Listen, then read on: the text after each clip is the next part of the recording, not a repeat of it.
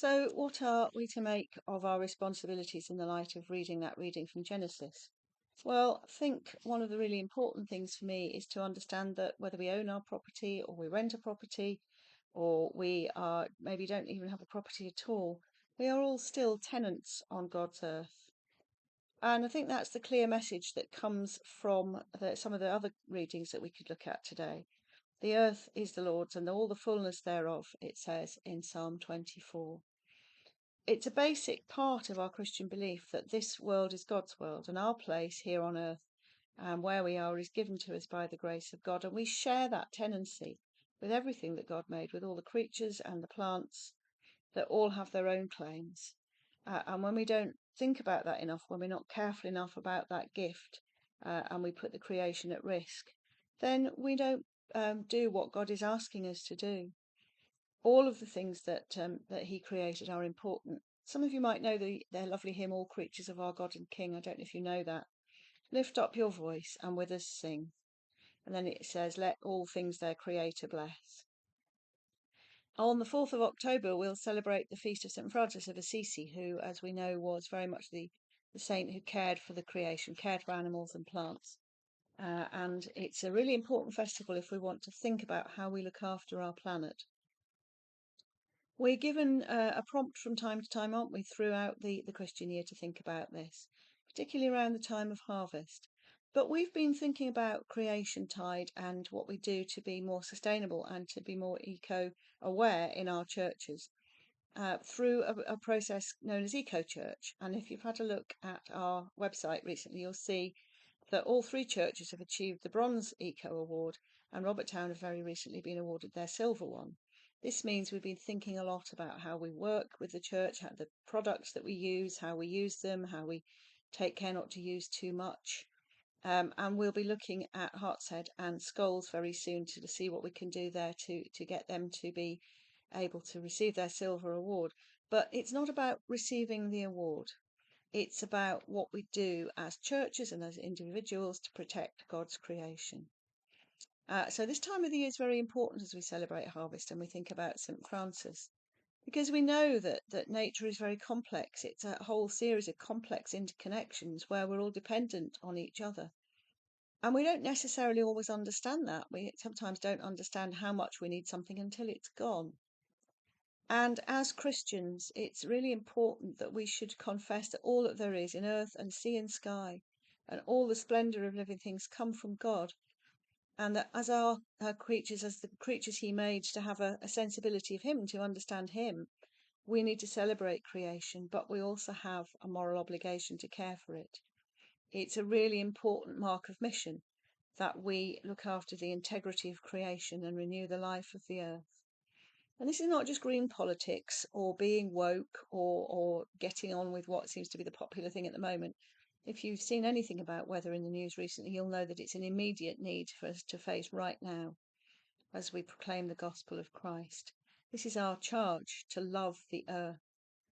So it's good to stop from time to time and think about how we do this and whether we really do a very good job with it. The Eco-Church assessment that we look at asks us to think about how imaginative our worship and teaching are when it comes to proclaiming our companionship with the Creator, how we manage our buildings and our land and our finances, how we engage with the community and the wider world to share God's gifts in nature, and how we organise our own lives, how we eat and travel, what we do in our homes to be sustainable. And this kind of commitment is really important. So I'm sure that all of you already do some of the important things. I bet most of you take your bag shopping now when you go shopping and don't have a new plastic bag. I bet quite a lot of you are careful about how much water you use. We've started thinking here at the vicarage about making sure we have energy-saving light bulbs and also using ecologically friendly things like washing up liquid. And there are lots of little things that we can do that if we all did together would add up to a really big thing.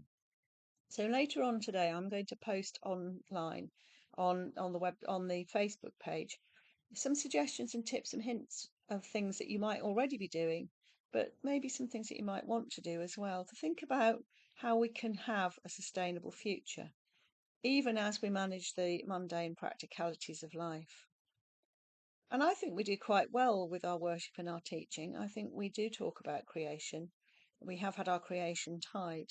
But it's not just a time of year for a particular time of year, is it? Some things that we need to continue to be doing and thinking about all the year round. So thinking about not using too many things, not using up too much stuff, for example, is a really important thing to do all the time. We can't be environmentally neat and necessarily careful in exactly the way we would like.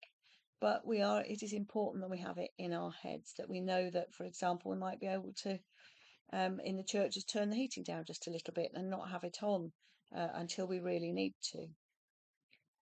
A lot of our care for creation depends on all of us, individuals and small groups, being aware of our responsibilities and opportunities.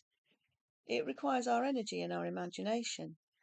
And I'm not going to shrug away from the idea that it's a huge challenge.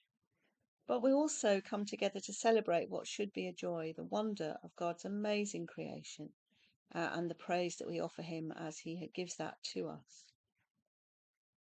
So I hope maybe you'll be able to take this message to heart a little bit and begin to think about what else you might do to add to the things that we already do. So as we work towards our silver awards at Skulls and at Hartshead, and we give thanks for the work that's been done at Robertstown.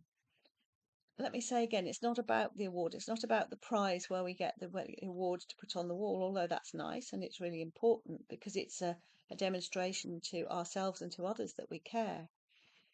We just continue to need to think all the time about how we care for God's estate. We are asked to be generous, and we asked to look at the generosity of God to us in giving life to all and new life in Jesus Christ. So we need to be able to try and share that generosity, and particularly a generosity of care for God's creation. So I hope that maybe you will be able to think about that a little. If you've got any questions you want to ask, or you'd like to know more about the process as we apply, please do get in touch. What you'll probably see appearing in the next coming weeks and days, as well as some boards, information boards, with some of the things on it that we've been doing, and maybe some suggestions for things you'd like to share.